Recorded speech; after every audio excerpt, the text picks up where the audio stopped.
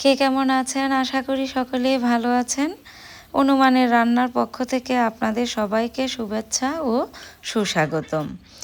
আমি আজ আপনাদেরকে খুবই সাধারণ একটি রান্না দেখাবো। রান্নাটা করতেও যেমন সহজ, খেতে কিন্তু অনেক মজা।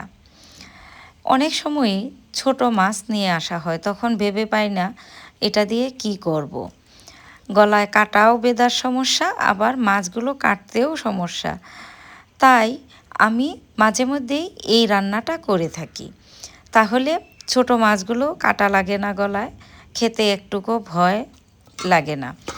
মাছগুলোকে কেটে একদম ছোট ছোট পিস করে নিয়েছি। তারপর তার মাঝে হলুদ গুঁড়ো, মরিচ গুঁড়ো, জিরার গুঁড়ো, পরিমাণ মতো লবণ, তেল দিয়ে মাছগুলোকে খুব ভালো করে মাখিয়ে 10 মিনিটের জন্য রেখে দেব।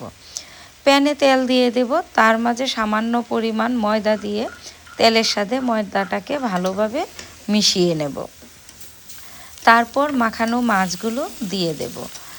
5 থেকে 6 মিনিটের মতো মাছগুলোকে ভালো করে ভেজে নেব। দুপাশেই যেন ভালোভাবে, মাছের সব দিক যেন ভালোভাবে ভাজা হয় সেদিকে একটু খেয়াল রাখবেন, নাড়াচাড়া করে দিবেন, তাহলেই চতুর্দিকে মাছগুলো সুন্দরভাবে ভাজি হয়ে যাবে।